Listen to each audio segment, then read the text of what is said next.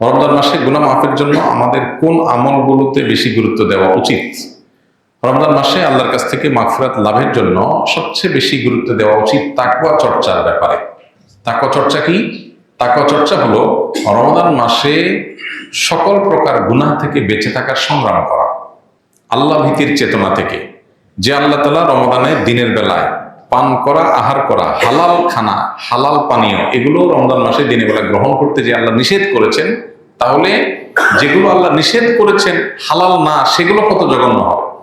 অতএব রমজান মাসে আমি সকল প্রকার গুনাহ থেকে, সকল প্রকার হারাম থেকে বেঁচে থাকার চেষ্টা করব। এটা হলো আমাদের কর্তব্যের অংশ। এটা যদি আমরা করি তাহলে ইনশাআল্লাহ গুনাহ মাফের সম্ভাবনা অনেক বেড়ে যাবে তাকওয়া চর্চার মাধ্যমে। দ্বিতীয়ত, আল্লাহর কাছ থেকে গুনাহ মাফের জন্য রমজান মাসের যে সমস্ত আমলগুলো আছে, মাসনুন আমলগুলো আছে, সে আমলগুলোকে আমরা খুঁটে খুঁটে করার চেষ্টা করব। আমাদের একটা ছোট্ট ছোটি বই আছে রকমারি এবং অন্যান্য অনলাইনে আপনারা হয়তো পেতে পারেন। বইটা হলো মাহে রমাদানের 27 আমল। এখানে নবী করিম সাল্লাল্লাহু আলাইহি ওয়াসাল্লামের সুন্নাহর আলোকে কোরআনের আয়াত থেকে রমাদান মাসে করার মতো 27টি আমলের ব্যাপারে একটা ধারণা দেওয়া হয়েছে।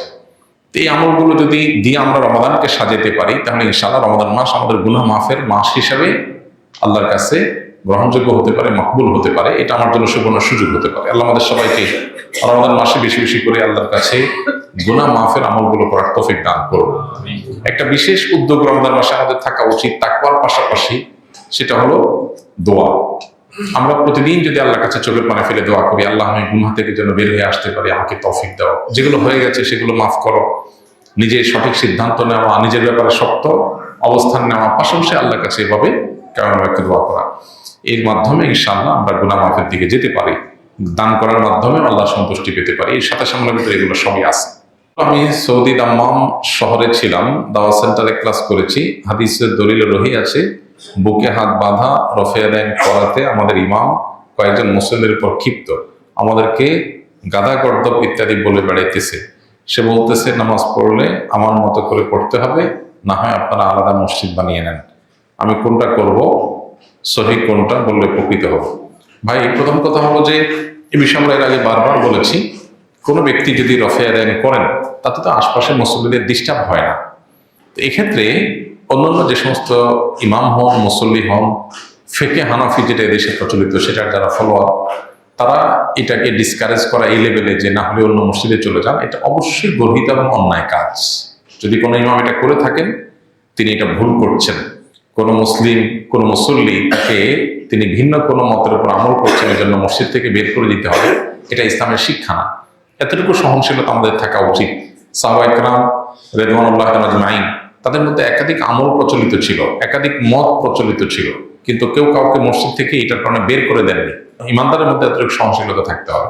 সেই সাথে আপনার উদ্দেশ্যে আমার নাসিহা থাকবে, আমাদের অনেক ভাই ব্রাদার আছেন যারা ভিন্ন কোনো মত এর অনুসরণ করে তিনি বিপরীত মতকে ডিসকারেজ করার পেছনে লেগে যান, ফতোয়া দেওয়া শুরু করে দেন, এটা সঠিক না, এটা আয়াতে নাই, এটা হাদিসে নাই। এই জিনিসগুলো আপনার কাজ না, এগুলো আলেমদের কাজ। যেগুলো আলেমদের কাজ, গবেষকদের কাজ, একাডেমিশিয়ানদের কাজ, সেগুলো তাদের কাজ, তাদেরকে করতে দেন। এখন আপনি সাধারণ মানুষের নিজে আমল করছেন, যদি আপনি আলেমের ভুল ধরা শুরু করে দেন, ভুল ধরা বলতে কোরআন হাদিসের, আপনি যেমন এখানে বললেন যে সহিহ হাদিসে আছে, কোনটা না আছে, আপনি ডিবেট বিতর্কে যায় না। এগুলো গেলে নিজের ইমান আমল নষ্ট হয়। এগুলো বেশিরভাগ একটা পর্যায়ে গিয়ে ইগোতে পরিণত হয়। ইগো, আমি একটা মাযহাবের, উনি আরেকটা মাযহাবের, আমি একটা মাসলাকের, উনি আরেকটা মাসলাকের, আমারটা আমার প্রমাণ করতে হবে। ব্যক্তিগত জেদ, রেষারেষি এবং জেতাহারার মতো একটা মানসিকতা অনেক সময় চলে আসে, যেটা আমাদেরকে ইখলাসের গণ্ডি থেকে বের করে দেয়। এই জন্য আল্লাহর ভয় অন্তরে থাকা উচিত। আমি যেটাকে সঠিক মনে করছি, আমল করছি, আমি চাই আমার অন্য ভাই সঠিকটার উপর আমল করুক, কিন্তু এই ওলামাদের, ইমামদের ইস্তিহাদগত বিষয়ে ডিসকারেজ করা, ভুল ভাল বলে বা আপনার ফতোয়া দিয়ে বা এটার বিরুদ্ধে আপনার ডিবেট, বিতর্ক উস্কে দিয়ে বা এই সমস্ত কিছুর পিছনে সময় ব্যয় করে আমরা বেশিরভাগ ক্ষেত্রে নফসের চাহিদা পূরণ করি, বেশিরভাগ ক্ষেত্রে আমাদের দিলের আকাঙ্ক্ষা পূরণ করি, বা আমরা ইখলাসের গণ্ডি থেকে অনেক ক্ষেত্রে আমরা বের হয়ে যাই। এই জায়গাতে উভয়ের সবারই সতর্ক থাকা কাম্য। আমি তো মনে করছি আমি সঠিকটা করছি, কিয়ামতের ময়দানে জান্নাতে আমার যাওয়াটা হলো লক্ষ্য, সেখানে আমি পারবো কিনা, সেটা হলো গুরুত্বপূর্ণ প্রশ্ন। আমি করছি, আল্লাহর কাছে যদি গ্রহণযোগ্য না হয়, আল্লাহ যদি বলেন আমি গ্রহণ করলাম না, আল্লাহ গ্রহণ না করার জন্য করার কারণ দরকার নেই। আল্লাহ চাইলে গ্রহণ করবেন, চাইলে না করবেন। আপনি একটা মাটির কিছু তৈরি করেছেন, করে আপনি ভেঙে ফেলছেন, পৃথিবীর কোনো আইন আদালত আপনাকে কিছু বলতে পারবেন না। আপনি তৈরি করেছেন মাটি দিয়ে, আপনি ভেঙে ফেলছেন, আপনি কারো ক্ষতি করেন না। আমরা আল্লাহর সৃষ্টি, আল্লাহ সৃষ্টিকর্তা।